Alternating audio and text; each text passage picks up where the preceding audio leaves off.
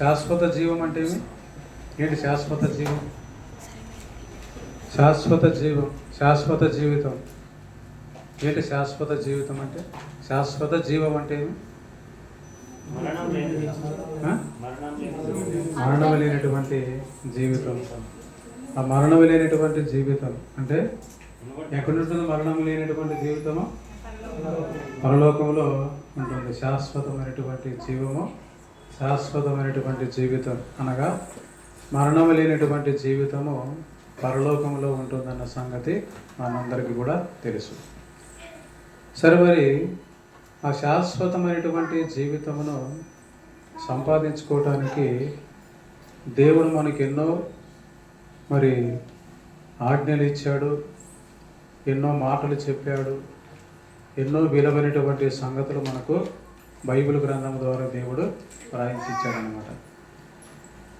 చెప్పేటప్పుడు కొంచెం అందరూ కూడా కొంచెం శ్రద్ధగా వినండి. ఎందుకంటే ఒకసారి పాస్టర్ గారు వాక్యం ఏం చెప్తున్నాడంటే, పరలోకం వెళ్ళాలంటే అట్లా చేయమని ముగించాడు అనమాట. ఆ మాట చెప్పేటప్పుడు ఒక అమ్మ వచ్చింది. ఎప్పుడు వచ్చింది? లాస్ట్లో వచ్చింది. వచ్చేవారం ఏం చేసింది? వచ్చేవారం పాస్టర్ కోసం ఏం తీసుకొచ్చింది? అట్లా చేసుకొచ్చింది అనమాట. పరలోక రాజ్యం చేయాలంటే అట్లా చేయవారని అంటేనంటే అవి ఏమి వినలేదు కాబట్టి పాస్టర్ గారికి అట్లా చేసుకొని వచ్చింది అనమాట. కాబట్టి మనం కూడా ఏం వినకపోతే మన విశ్వాసం కూడా అట్లే ఉంటుంది. వినేది కొంచెం కొద్దిసేపు, ఎక్కువసేపు చెప్పదలుచుకోవట్లేదు. కొద్దిసేపు అయినా కానీ కొన్ని మాటలైనా కొంచెం శ్రద్ధ పెట్టి మనం విందాం. ఏంటండి, ఎప్పుడు పరలోక రాజ్యం చేరాలంటే ఎప్పుడు విన్నటువంటి సంగతులే కదా, ఏమో కొత్త మాటలేం కాదని అనుకోవద్దండి. ఎన్నో విషయాలు, ఎన్నో సూత్రాలు, నిత్య దేవుని సంపాదించుకోవడం, నీతి సూత్రాలు, ఎన్నో సూత్రాలు దేవుడు చెప్పాడు. కాబట్టి వాటిలో కొన్ని శాశ్వతమైనటువంటి జీవితమును సంపాదించుకునేటటువంటి ఎన్నో విషయాలను దేవుడు మనకు రాయించాడు. వాటిలో కొన్ని సంగతులు ఈరోజు కొద్దిసేపు మనం ధ్యానం చేసుకున్నాము. సరే, ఈ సమయంలో అంశం నిమిత్తమై మనం ధ్యానం చేసుకునేటువంటి అంశం నిమిత్తమై చదవబడినటువంటి వాక్యాన్ని మరొకసారి మనం చదువుకున్నట్లయితే మరి వాక్యంలోనికి మనం ప్రవేశిస్తాం. చదవండి. వారు వాస్తవమైన జీవమును సంపాదించుకునే నిమిత్తము రాబో కాలమునకు మంచి పునాది తమ కొరకు వేసుకొనుచు మేలు చేయవారును, సక్రియులు అను ధనము గలవారును, ఔదార్యము గలవారును, తమ ధనములో ఇతరులకు పాలించువారనై ఉండవలనని వారికి ఆజ్ఞాపించాను. అంటే శాశ్వతమైనటువంటి అనగా వాస్తవమైనటువంటి జీవితం అన్నా, శాశ్వతమైన జీవితం అన్నా, నిత్య జీవం అన్నా ఇవన్నీ కూడాను ఒకే అర్థం ఇస్తాయన్న సంగతి మనకు తెలుసు. ఈ జీవితం మనకి ఎక్కడ దొరుకుతుంది? పరలోకంలో దొరుకుతుందన్న సంగతి మనకు తెలుసు. ఇందులో మరి పౌలు గారు తిమోతికి కొన్ని సంగతులు, విలువైన సంగతులు తెలియజేస్తున్నాడు.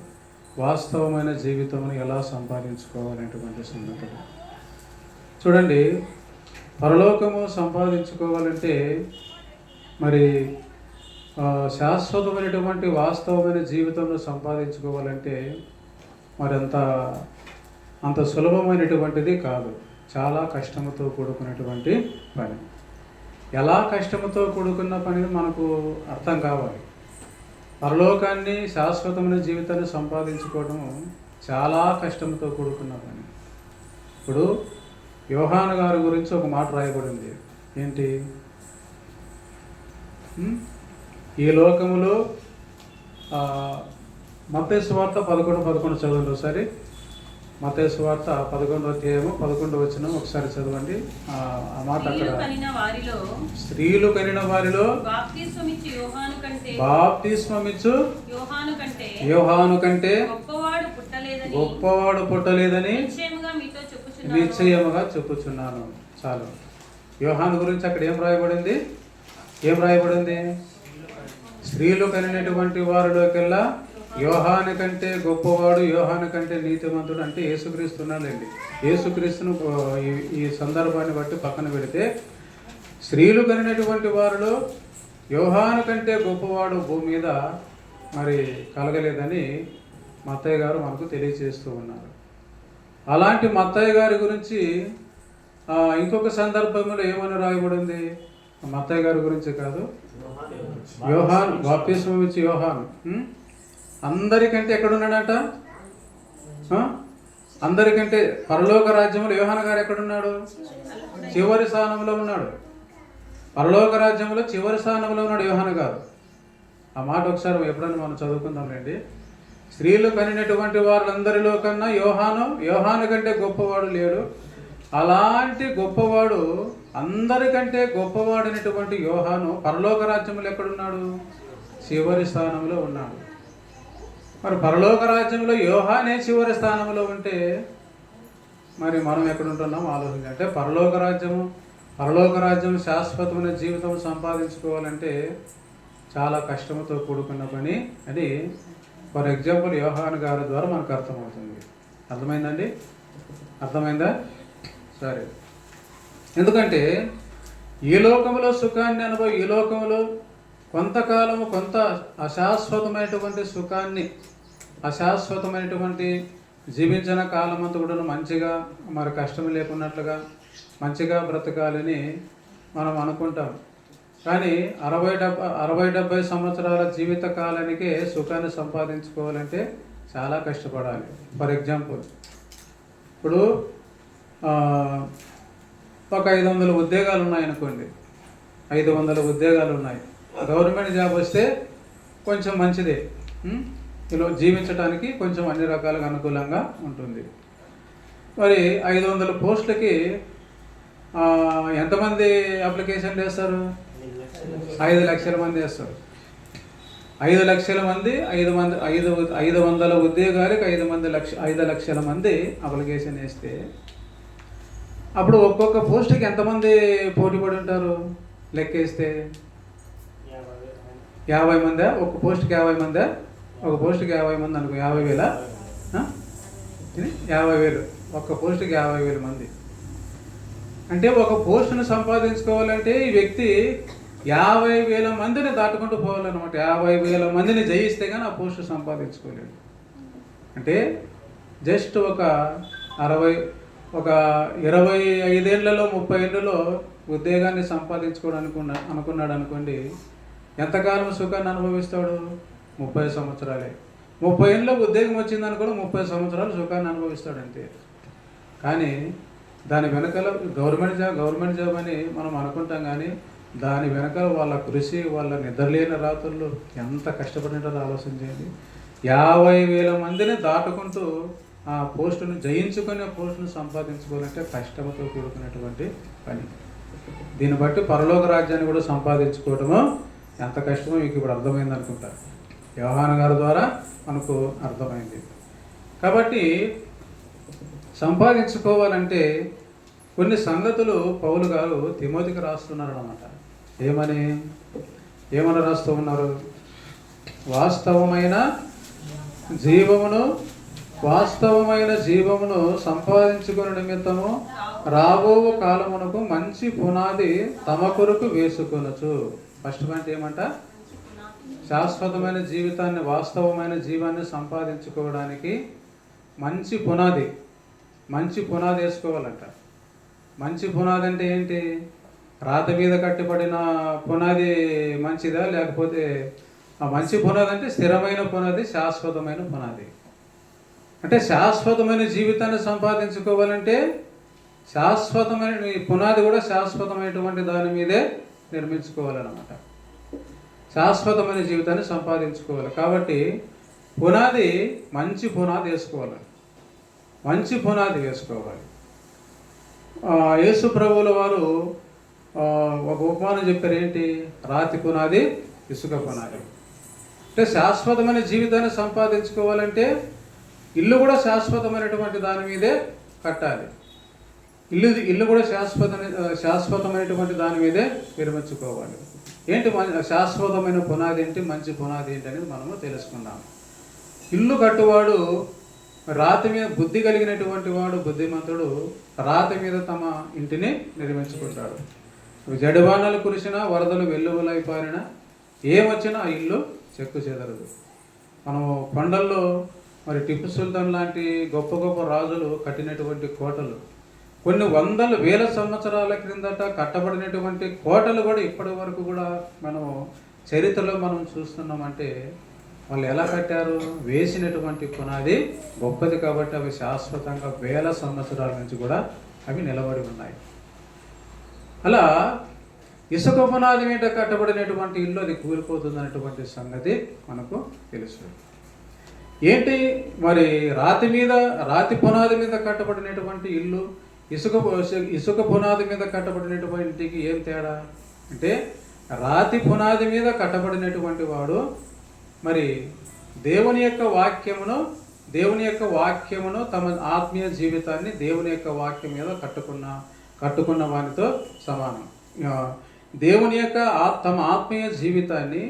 తమ ఆత్మీయ జీవితాన్ని దేవుని యొక్క వాక్యం మీద తమ ఆత్మీయ జీవితాన్ని కట్టుకున్నవాడు మరి రాతి పునాది మీద నిర్మించబడినటువంటి ఇంటితో సమానం. తమ లోకాశలు తమ జీవితం అంతా కూడాను లోక సంబంధమైనటువంటి అంటే లోకం కొరకు జీవించేటటువంటి జీవితం. అంటే ఇసుక పునాది మీద కట్టబడినటువంటి వాడు వాని జీవితం ఎలాంటిది? ఇక్కడ దేవుళ్ళో ఎంత బలంగా అయితే ఉంటారో బాగున్నారు, దేవుళ్ళో ఎంత బలంగా అయితే ఉంటారో లోకంలో కూడా అంత బలంగా ఉంటారు. అర్థమైందండి? ఇసుక పునాది మీద కట్టబడినటువంటి ఇల్లు, దేవుళ్ళు అన్ని విధాలుగా మంచిగా ఉంటారు, వాళ్ళ జీవితం బాగుంటుంది, అన్ని రకాలుగా దేవుని కొరకు అన్ని రకాలుగా బాగా చేస్తుంటారు, అన్ని కార్యక్రమంలో పాల్గొంటారు, రోజు ప్రార్థన చేసుకుంటుంటారు, వాక్యం చదువుకుంటుంటారు, అన్ని రకాలుగా బాగుంటుంది. కానీ దేవుళ్ళో ఎంత మంచిగా అయితే ఉంటారో లోకంలో కూడా అంత మంచిగానే ఉంటారనమాట. ఇలాంటి వారి జీవితము ఇసుక నేల మీద కట్టబడినటువంటి ఇంటితో సమానం. సరే, ఇప్పుడు పౌలు గారు మరి శాశ్వతమైనటువంటి జీవితం కొరకు మంచి పునాది వేసుకోమని చెప్పారు. మంచి పునాది అంటే రాతి మీద కట్టబడినటువంటి ఇల్లు. అది వరదలు వచ్చినా వరదలు వెల్లువలై వచ్చినా ఏమొచ్చినది ఇల్లు చెక్కు చెదరదు. ఇప్పుడు మనకు అర్థం కావడానికి మన జీవితమును, మన ఆత్మీయ జీవితమును వాస్తవం మంచి పునాది మీద కట్టబడి ఉండాలి. మరి శాశ్వతమైనటువంటి అంటే రాతి మీద కట్టబడినటువంటి మంచి పునాది వేసుకున్నటువంటి వాళ్ళు ఎలా ఉంటారో ఒకసారి చెప్పండి. వాస్తవమైనటువంటి జీవితం కొరకు మంచి పునాది వేసుకోవాలంట. మంచి పునాది వేసుకున్నటువంటి వాళ్ళు ఎలా ఉంటారో చెప్పండి. ఎలా ఉంటారు? మంచి పునాది వేసుకునేటువంటి వాళ్ళు అనగా ఆత్మీయ జీవితాన్ని దేవుని యొక్క వాక్యం మీద కట్టుకునేటువంటి వాళ్ళు వాళ్ళ ఎలా ఉంటారు? మంచి పునాది వేసుకున్న వాళ్ళు ఎలా ఉంటారు చెప్పండి. ఎలా ఉంటారు?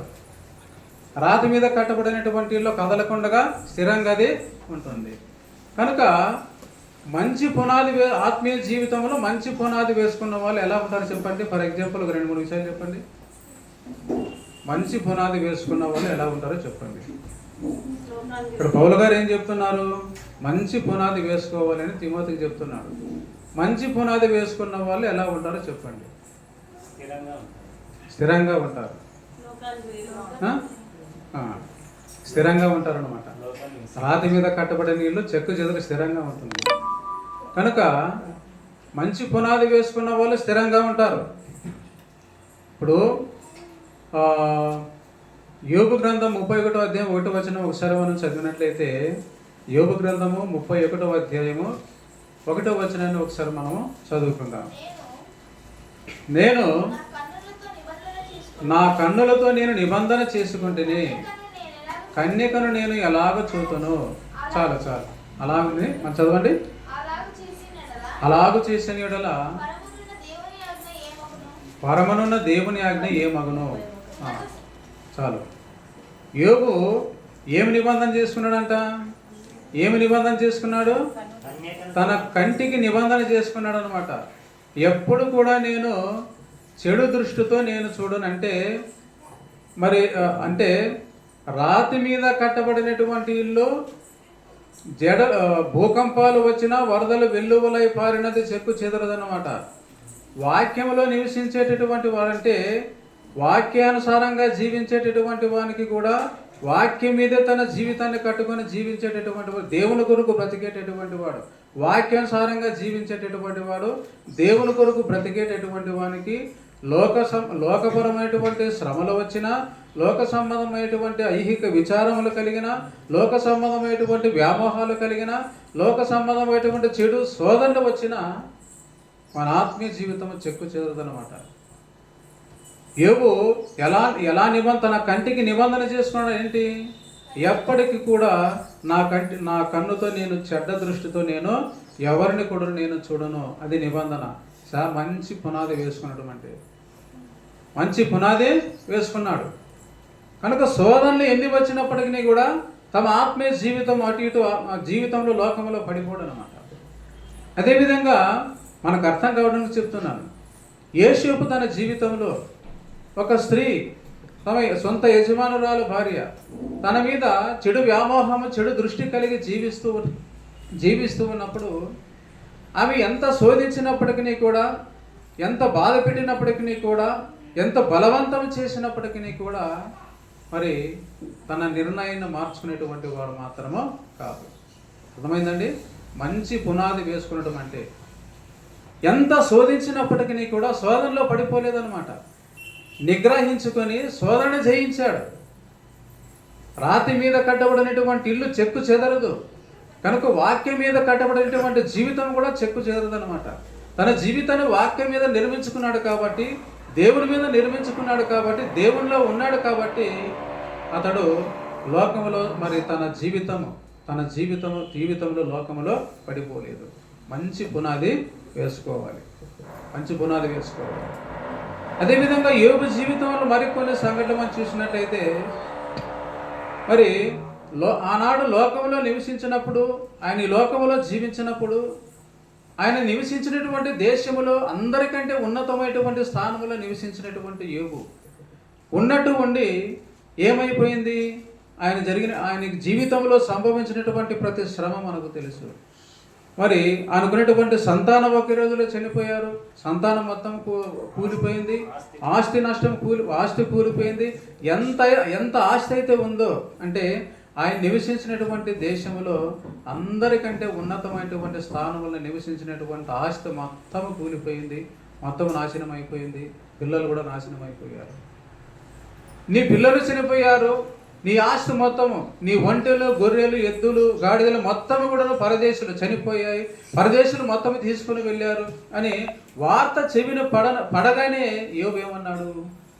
దేవునికి నేల మీద సాష్టాంగపడి వందనాలు చెప్పాడు. ఏంటి? దేవుడు ఇచ్చాడు, దేవుడు తీసుకున్నాడు, దేవుడికి స్తోత్రం కలుగునగాక. మంచి పునాది, శాశ్వతమైన పునాది. జిడుబానలు కురిసిన, వరదలు వెల్లువలై పారిన, శ్రమలు వచ్చినా, శోధనలు వచ్చినా మరి విశ్వాసంలో బలహీనులు కాకూడనట్లుగా దేవుని యొక్క వాక్యం కొరకు, పరలోకం కొరకు జీవించేటటువంటి వారు మంచి పునాది వేసుకున్నట్లు. అదేవిధంగా మరి పౌలు గారు తన ఆత్మీయ జీవితాన్ని కూడా ఒకసారి మనం ఆలోచన చేసినట్లయితే పౌలు గారు ఒక సందర్భంలో ఏం చెప్పాడు? నేను జీవించినను మరణించినను, నేను జీవించిన క్రీస్తు కొరకే, మరణించిన క్రీస్తు కొరకే. నేను బ్రతికిన దినాలన్నీ కూడా క్రీస్తు కొరకే బ్రతుకుతాను, చనిపోతే కూడా క్రీస్తు కొరకే నేను చనిపోతాను. అంటే మంచి పునాది వేసుకున్నాడు అనమాట. మంచి పునాది వేసుకున్నాడు. ఇప్పుడు మన పునాది ఎలా ఉందో ఒకసారి మనకి ఇప్పుడు అర్థమైంటుంది. ఎలా ఉంది మన పునాది? మనం లోకంలో మంచిగా ఉన్నాం, తర్వాత దేవునిలో మంచిగా ఉన్నాం, లోకంలో కూడా మంచిగా ఉన్నాం. మన పునాది దేని మీద కట్టుకున్నాం? ఒకసారి మన పునాది మంచి పునాదా? అది స్థిరమైన పునాదిగా మన పునాది ఉందా? మరి శాశ్వతంగా నిలిచేటటువంటి పునాదిగా మన జీవితం ఉందో ఒకసారి మనం ఆలోచించాలి. మన పునాది ఎలా ఉందో ఒకసారి మనం ఆలోచన చేయాలి. కనుక వాస్తవమైన జీవమును సంపాదించుకునే నిమిత్తం మంచి పునాది వేసుకోవాలి. మన పునాది ఎలా ఉందో ఈ మాట ద్వారా మనము తెలుసుకోవాలి ప్రియ సహోదరి సహోదరులారా. కనుక ఈ లోకంలో దేవుని కొరకు బ్రతుకుతున్నప్పుడు, వాక్యము కొరకు బ్రతుకుతున్నప్పుడు ఎన్ని శ్రమలు, లోకంలో భయంకరమైనటువంటి శ్రమలు. అంటే ప్రియ సహోదరి సహోదరులారా, సాతాను అనుక్షణము మనల్ని వెంటాడుతూనే ఉంటుంది. అనుక్షణం వెంటాడేటటువంటి వాడెవరు? సాతాను. అనుక్షణము నిన్ను శోధనలో శ్రమల్లో పడేయాలని ఎన్నో రకాలుగా నిన్ను విశ్వాసంలో బలహీనం చేయడానికి ఎన్నో విధాలుగా సాతాను ప్రయత్నం చేస్తూ ఉంటుంది. అయినా యోబులాగా దృఢంగా మనం ఉండాలి, యోబు లాంటి దృఢంగా మనం ఉండాలి, మరి పౌలు లాంటి దృఢమైనటువంటి విశ్వాసం కలిగి మనము ఉండాలి. శాశ్వతమైన మంచి పునాది మనం వేసుకున్నాం అనేది ఒకసారి మనము ఆలోచించేయాలి. ఇలా మంచి పునాది, వాస్తవమైన పునాది, శాశ్వతమైనటువంటి పునాదిని వేసుకున్నటువంటి వాడు మాత్రమే వాస్తవమైనటువంటి జీవితాన్ని సంపాదించుకుంటాడు, శాశ్వతమైన జీవితాన్ని సంపాదించుకుంటాడు. వాళ్ళు అలాంటి అర్హత మనకు ఉందో లేదో ఒకసారి ఈ మాట ద్వారా మనం తెలుసుకోవాలి. తర్వాత రెండో విషయం ఏంటి చదవండి. మేలు చేయవారును, చాలు ఒకటి మంచి పునాది వేసుకోవాలి, ఆ తర్వాత మేలు చేయవారునై ఉండాలి. ఏంటి మేలు? నలుగురు మేలు చేయాలి అంటే మనం మాట్లాడుకుంటాం. ఎవరు నలుగురికి మేలు చేయాలి. మేలు చేయాలనేటువంటి సంగతి అందరికీ తెలుసు. సాధారణంగా మనం చేసేటటువంటి మేలు ఏంటి? ఎవరికి మేలు చేయాలి? దేవునికి మేలు చేయాలని సార్ గారు మనకు మొన్న మరి కుమారుని సహోదరుడు మన బిడ్డ స్నోవి బర్త్డే సందర్భంగా మంచి పాఠాన్ని ఎన్నుకున్న సార్ మనకు మరి లెక్చరర్ సుధాకర్, తర్వాత మన ప్రిన్సిపల్ సార్ చాలా మంచి విషయాలు మనకు తెలియజేశారు. ఎవరికి మేలు చేయాలంట? దేవునికి మేలు చేయాలి.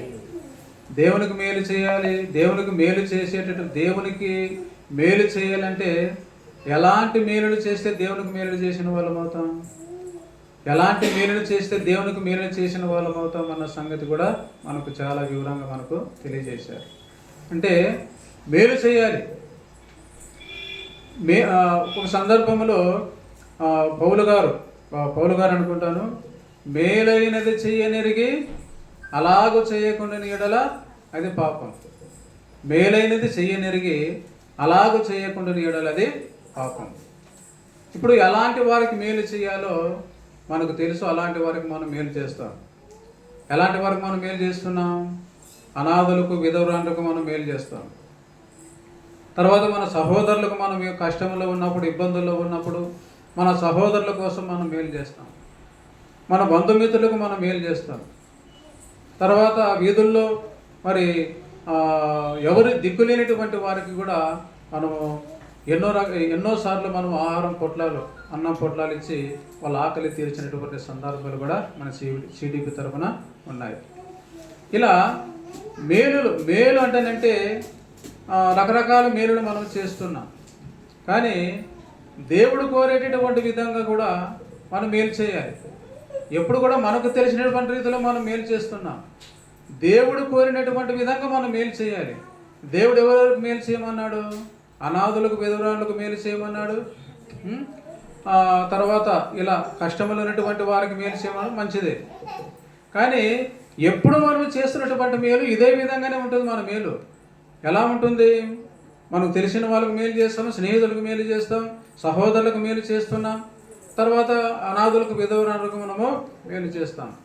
కానీ ప్రత్యేకమైనటువంటి మేలంటూ మనం చేసేటటువంటి మన మేలులో ప్రత్యేకత అనేది ఉండాలి. అందుకే ఒక సందర్భంలో యేసుప్రభువు ఏమంటున్నాడు? నీవు ఇచ్చిన వారికి ఇచ్చుటలో ప్రత్యేకత ఏముంది? నీవు ప్రేమించిన వారిని ప్రేమించడంలో ప్రత్యేకత ఏముంది? సహాయం చేసినటువంటి వారికి మాత్రమే సహాయం చేసిన ప్రత్యేకత అంటే సహాయం చేయాలి. ఇచ్చిన వారికి మరలా ఇచ్చుటలో అందులో ప్రత్యేకత ఏముంది? మేలు ఎలాంటి వారికి చేయమంటున్నాడో, ఎలా మేలు చేయాలని ప్రభు ఒక సందర్భంలో మనకు తెలియజేస్తున్నాడు.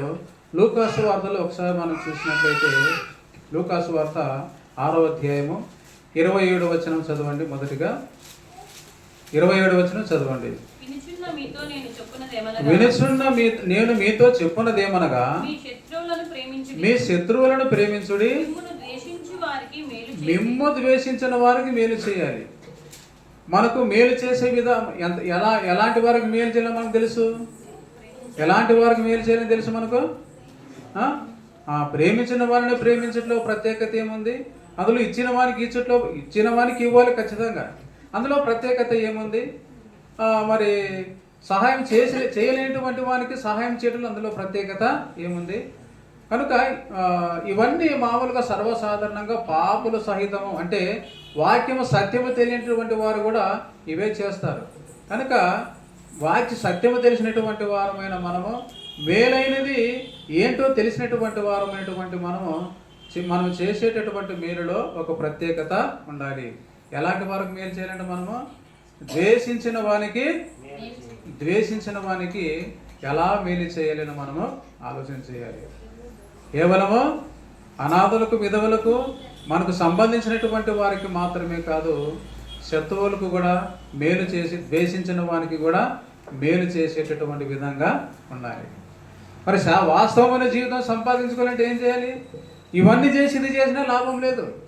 నువ్వు దాన ధర్మాలు ఎంతోమందికి చేసినావు కరెక్టే, మరి శత్రువులకు నువ్వు మేలు చేయకపోతే లాభం లేదన్నమాట. అన్నీ పాటించాలి. 10 ఆజ్ఞలలో ఏ ఒక్క ఆజ్ఞలో మనము పాటించలేదనుకోండి, మనకు పరలోకము రాదు. మేలంటే ఎన్ని రకాల దేవుడు మేలు చేయమన్నాడో అన్ని రకాల ఖచ్చితంగా మేలు చేయాలి. ద్వేషించిన వారికి మేలు చేయమంటున్నాడు. ఇది క్రైస్తవుని యొక్క ప్రత్యేకత. యేసుక్రీస్తు మనకు ప్రత్యేకంగా నేర్పించినటువంటి బోధన మాట ఇది. లోకం ఇది చేయదు. మీరు లోకస్తులు చేసినటువంటి విధంగా చేసినట్లయితే అందులో ప్రత్యేకత ఏముండదు. ఒక ప్రత్యేకమైనటువంటి మేలు చేయాలి. ద్వేషించిన వానికి మేలు చేయాలి. శత్రువులను మీరు ప్రేమించాలి. శత్రువులకు మీరు సహాయం చేయాలి. తర్వాత 33 నుంచి 35 వరకు వివరంగా మనం చదివినట్లయితే మరికొన్ని సంగతులు మనకు అర్థమవుతాయి. చదవండి. మేలు చేసిన యెడల మీకేమి మెప్పు కలుగును? పాపులను అలాగు చేతురు కదా. మీరు ఎవరి యొద్ద మరలా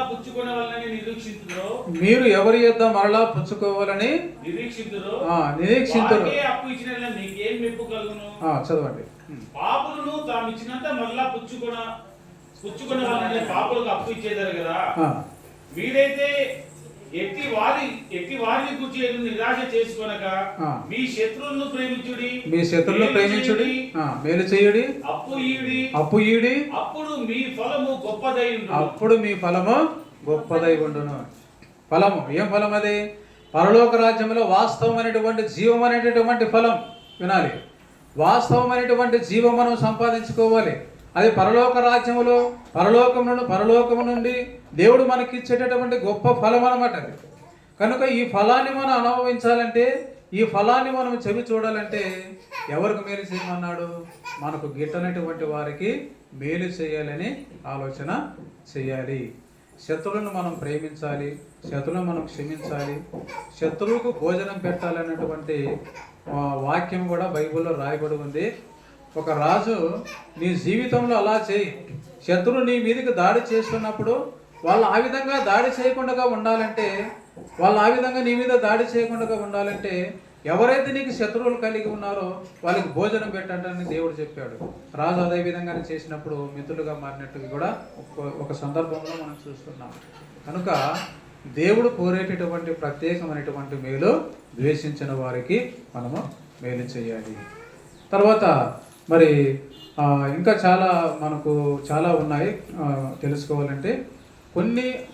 కొన్ని ఇంపార్టెంట్ విషయాలు, కొన్ని ముఖ్యమైనటువంటి సంగతుల గురించి మనం ఈరోజు మన పాఠంను బట్టి మనం ధ్యానం చేసుకుంటున్నాం. కనుక మేలు చేయవారనై ఉండాలి.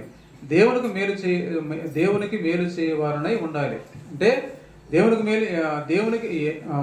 ఎలాంటి మేలు చేసినప్పుడు దేవునికి మనం మేలు చేసిన వాళ్ళం అవుతాం. అనాథులకు, విధవరాలకు, వీళ్ళందరికీ మేలు చేసినప్పుడు దేవునికి మనం మేలు చేసిన వాళ్ళం అవుతాం. శత్రువులు కూడా మేలు చేసినప్పుడు దేవునికి మనము మేలు చేసిన వాళ్ళము అవుతాం. ఇంకొక సందర్భంలో సార్ ఆ రోజు ఒక మంచి మాటను మనకు చదివి వినిపించాడు. అదేంటంటే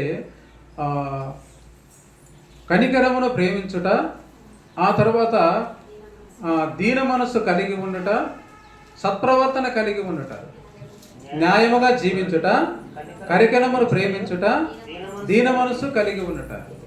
ఇలా ఎవరైతే జీవిస్తారో అంతకన్నా గొప్ప మేలు ఏది కూడా లేదు.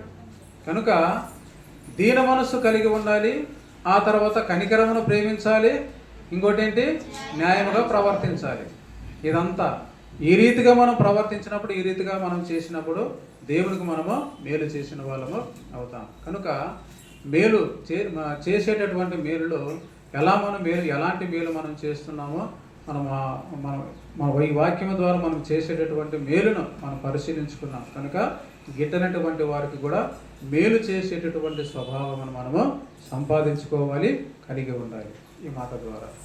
అప్పుడు మనకు శాశ్వతమైనటువంటి జీవితం మనకు వస్తుంది, గొప్ప ఫలం మనకు పరలోక రాజ్యం నుంచి దేవుడు మనకి ఇస్తాడనేటువంటి సంగతి మనము చదువుకున్నాం. తర్వాత మూడో విషయం ఏంటి? సత్క్రియలు అను ధనము, సత్క్రియలను ధనము గలవారు. మరోసారి చదవండి. సత్క్రియలు అను ధనము గలవారును. ఏంటి సత్క్రియలను ధనము? సత్క్రియలు అను ధనం ఏంటి? సత్క్రియలు లాంటి ధనం, సత్క్రియలు అను ధనం అని సంపాదించుకోవాలి. సత్క్రియలను ధనాన్ని సంపాదించుకోవాలంట. ఏంటి సత్క్రియలు అను ధనము? ఏమి చేస్తే సత్క్రియలను ధనము సంపాదించుకున్న వాళ్ళం అవుతాం? ఇప్పుడు మనం ఈ 5 సందర్భాలు మనం ధ్యానం చేసుకున్నాము.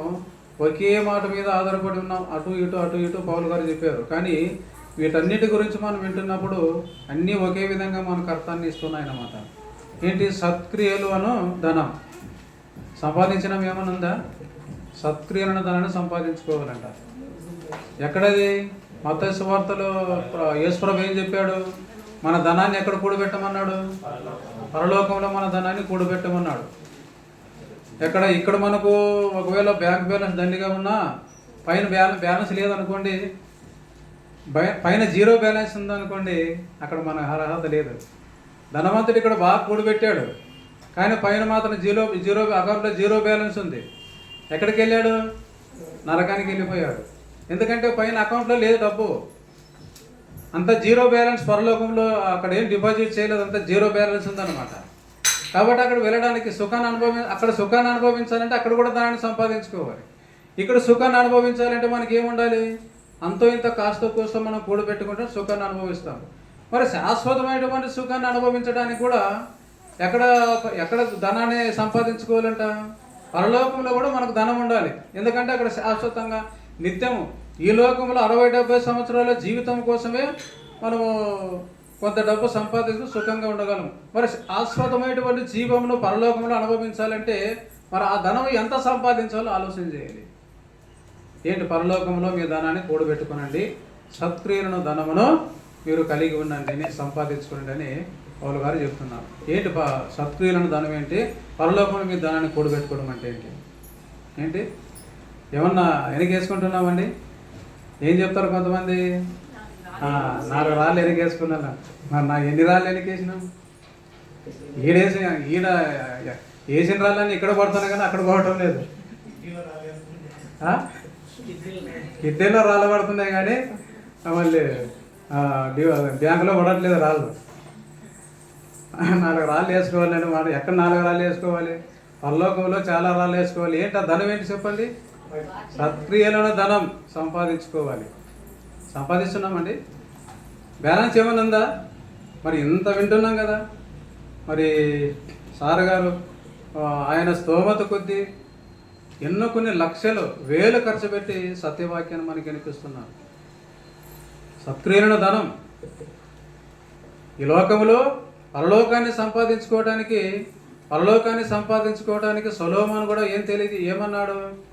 శాశ్వతమైన జీవితాన్ని ఈ లోకంలో ఉన్నటువంటి ఆస్తినంతా కూడా సంపాదించుకొని ఈ లోక సంబంధమైనటువంటి ఎంతైతే నీకు ధనం ఉందో ఈ ధనముతో నువ్వు శాశ్వతమైన జ్ఞానమును సంపాదించుకోమని సొలొమోను కూడా ఎప్పుడో మనకు 1000 సంవత్సరాల క్రితం మనకు తెలియజేశాడు. కనుక మనందరం కూడా ఒక శాశ్వతమైన జీవితాన్ని సంపాదించుకోవాలని, శాశ్వతమైన జ్ఞానాన్ని సంపాదించుకోవాలని, సత్క్రియలను ధనము ఏదో తెలుసుకోవాలని మన ప్రిన్సిపల్ గారు ఎంతగానో శ్రమ పడుతూ వేలు లక్షలు ఖర్చు పెట్టుకుని మన కోసం ఎంతగానో శ్రమ పడుతున్నారు. మరి ఏమైనా మనం ధనం 4 రాళ్ళు ఏమైనా వెనకేసుకున్నామండి? వేసుకున్నామా 4 రాళ్ళు? ఏంటి అసలు సత్క్రియలను ధనం అంటే ఏంటి చెప్పండి? సత్ అంటే ఏంటి? సత్ అంటే సత్యం, క్రియలు అంటే వాక్యం, సత్యం అంటే ఏంటి? వాక్యం. వాక్య సంబంధమైనటువంటి పనులు చేయాలి.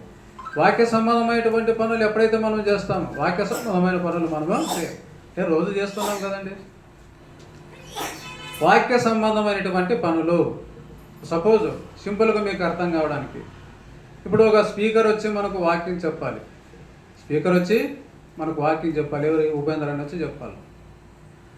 మరి ఉపేంద్ర అన్న వచ్చి ఇక్కడ వాక్యం చెప్పాలంటే మరి దాని వెనకాల ఎన్ని రకాల కష్టం ఉంటుందో చెప్పండి. ఏమేమి పనులు ఉంటాయో చెప్పండి.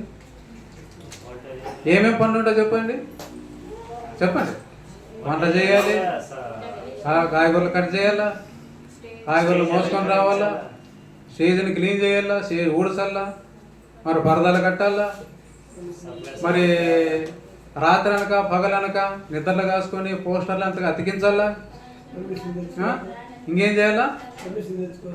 పర్మిషన్ తెచ్చుకోవాలా, ఇంకేంటి మరి ఆండాల్లో బియ్యం వేసి తిప్పాలా, వంట చేసే వాళ్ళు కూడా ఉండాలి కదండి. ఇవన్నీ ఈ పనులన్నీ చేసినప్పుడు పరలోక సంబంధమైనటువంటి ధనముగా మారిపోతుందని పౌలు గారు చెప్తున్నారు.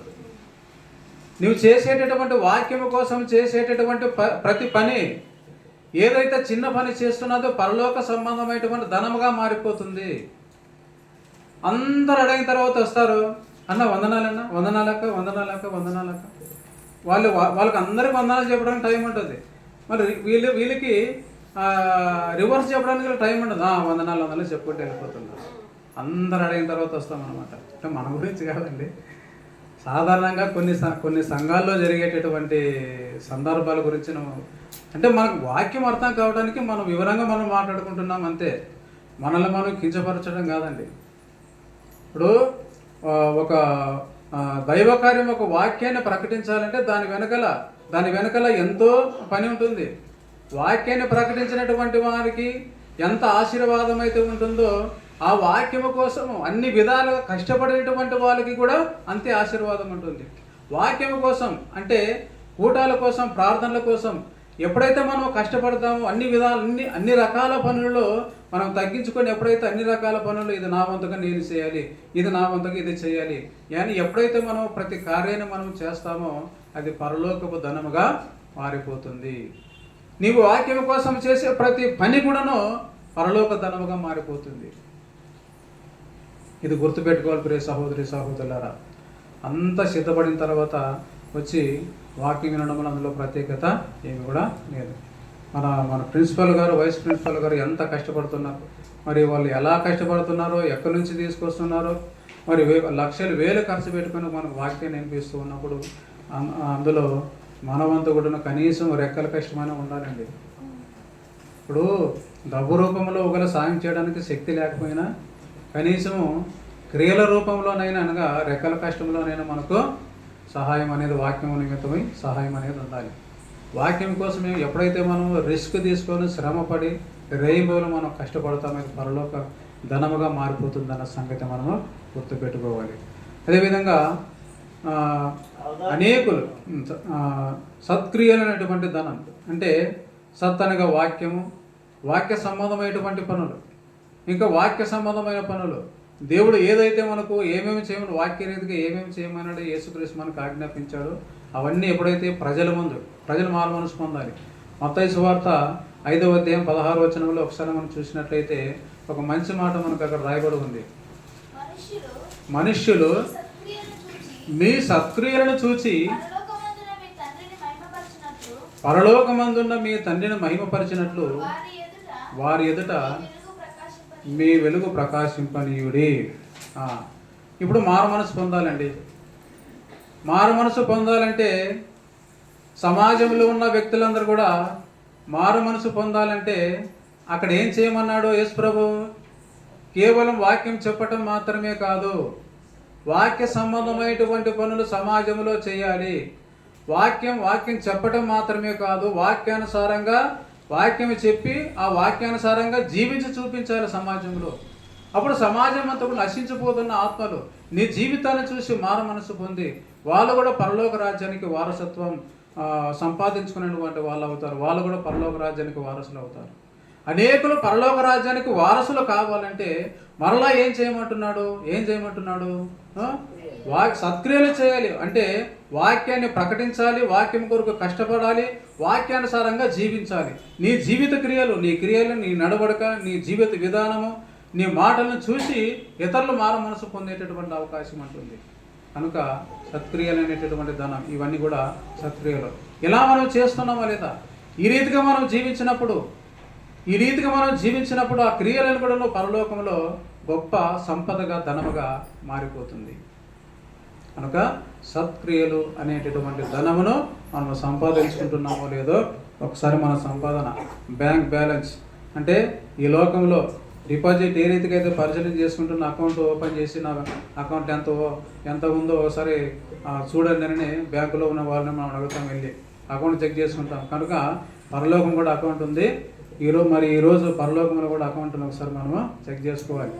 శాశ్వతమైనటువంటి అకౌంట్, డిపాజిట్, అక్కడ కూడా ఏమైనా ఉందనే మన డిపాజిట్ ఒకసారి మనం పరిశీలన చేసుకోవాలి. తర్వాత మూడో విషయం ఏంటండి? నాలుగో విషయం ఔదార్యము గలవారై ఉండాలి. ఏంటి ఔదార్యం అంటే? ఏంటి? జాలి అంటే ఉదారం. ఔదార్యము గలవారై అంటే ఉదార స్వభావం కలిగి ఉండాలి.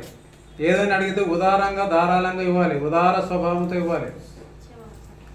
ఇప్పుడు పేద విధవరాలు, ధనవంతులంతా కూడా ఎంతోమంది రాసులు పోసి అక్కడ కానుకలు సమర్పిస్తున్నారు. ధనవంతులంతా కూడా. పేద విధవరాలు ఏం చేసింది? ఈరోజు ఆ కానుక మొత్తం అంతా అక్కడ వేస్తే రేపటికి లేదామే, రేపటికి తినడానికి తిండి లేదు.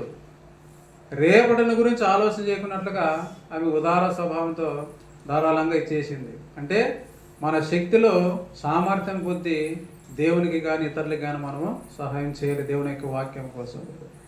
తర్వాత ఉదార స్వభావం అంటే ఇంకొక మాట, అతి ప్రాముఖ్యమైనటువంటి మాట. మన దేవుడు ఎలాంటి వాడు? మన దేవుడు అడగక మునిపే అక్కరలో ఎరిగిన దేవుడు. మన అవసరాలు మనకు చెప్పకముందే మన అవసరాలు ఏంటో మనకు తెలిసినటువంటి దేవుడు అన్నమాట. కనుక మనము కూడా ఎలా ఉండాలి? మన దేవుని పిల్లలమైనటువంటి మన తండ్రి ఎలాంటి స్వభావం కలిగి ఉన్నాడో మనం కూడా అలాంటి స్వభావం కలిగి ఉండాలి. మన తండ్రి ఎలాంటి స్వభావం కలిగిన వాడు? అడగక ముందే మన అక్కర్లు ఎరిగి అవసరాలను తీర్చేటటువంటి వాడు మన తండ్రి. కనుక ఆయన పిల్లలమైనటువంటి మనము కూడా అడగక మునిపే ఇతరుల యొక్క అవసరాలను ఎవరైతే గుర్తించి సహాయం చేస్తారో అది ఉదారమైనటువంటి స్వభావం. ఒక వాక్య సంబంధమైనటువంటి పనిలో కావచ్చు, ఒక సహాయం విషయంలో కావచ్చు. ఇప్పుడు చాలాసార్లు ఇప్పుడు ప్రార్థన కార్యక్రమాన్ని ఏర్పాటు చేయాలి. ఫర్ ఎగ్జాంపుల్ మనకు అర్థం కావడానికి ఒక విషయం చెప్తున్నాను. ఇప్పుడు చాలాసార్లు వాక్యము పలానా చోట పలానా ప్రాంతంలో మరి 2 రోజులు 3 రోజులు ప్రార్థన కూటమి ఏర్పాటు చేస్తున్నామండి. 2 రోజులు 3 రోజులు ప్రార్థన కూటాన్ని ఏర్పాటు చేస్తున్నాం. మరి మీ వంతుగా ఏదైనా మీరు కానుక ఇవ్వండి అని చెప్పినప్పుడు మరి ఉదార స్వభావంతో మన శక్తి కొద్దీ ఇవ్వాలి. శక్తి కొద్దీ దేవునికి కానుక సమర్పించాలి. ఉదార స్వభావం అంటే ఏంటి? ఒక విషయం చెప్తాం అంతే, సంఘంలో ప్రకటన చేస్తాం, ఒక విషయం చెప్తాం అంతే. మళ్ళీ ఇంక మనం వ్యక్తిగతం ఒక్కొక్క వ్యక్తిని ఫోన్ చేసి అడగకూడదు. ఇంకా సంఘంలో ఒక మాటను అంటే అడగకపోయినా పలానా చోట ప్రార్థన కార్యక్రమం ఏర్పాటు చేస్తున్నామో మనందరికీ తెలుసు. అంటే ఉదార స్వభావం కలిగినటువంటి వాడు, ధారాళంగా ఇచ్చేటువంటి ఉదార స్వభావం కలిగిన వాడు, అడగకముందే అక్కర్లు మన తండ్రి ఎరిగినటువంటి వాడు. కనుక మనం కూడా మన స్వభావం ఎలా ఉండాలి? ఉదార స్వభావంగా ఉండాలి.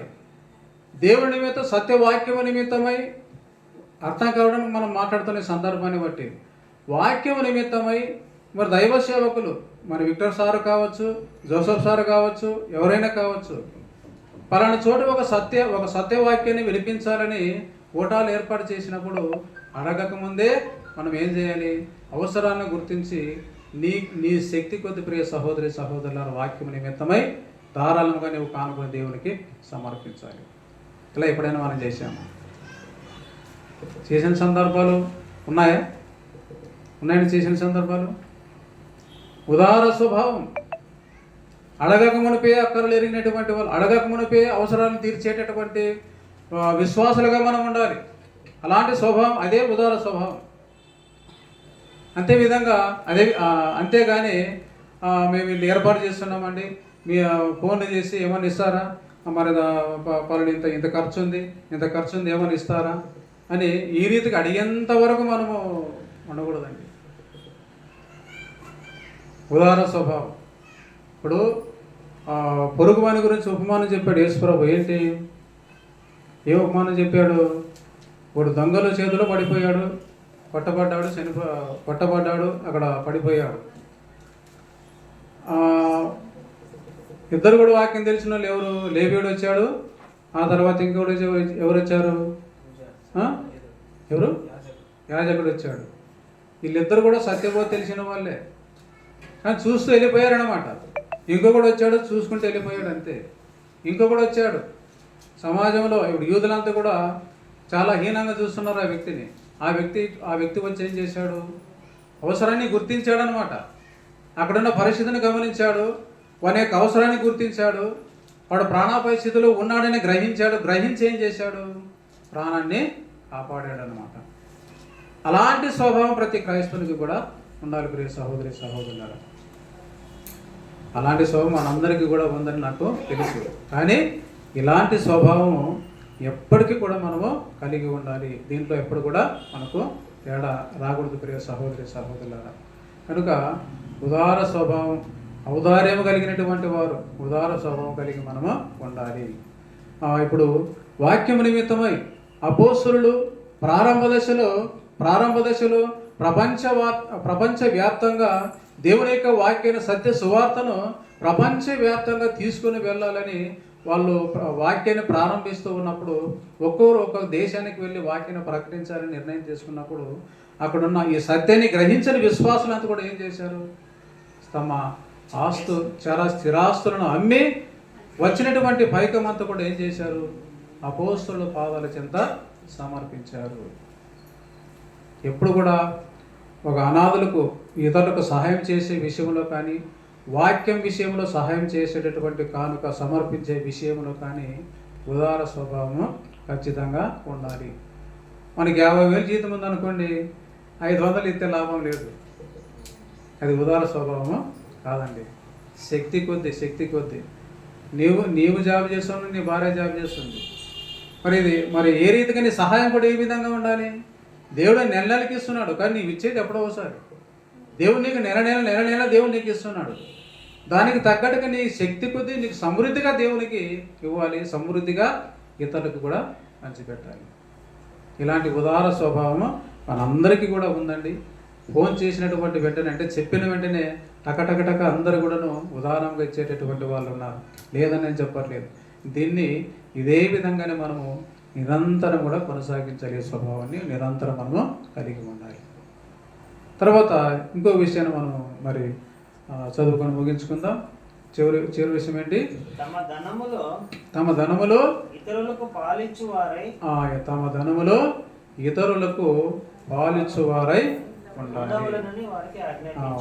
తమ ధనములో ఇతరులకు పాలిచ్చువారై ఉండాలి. మరి ఇంతవరకు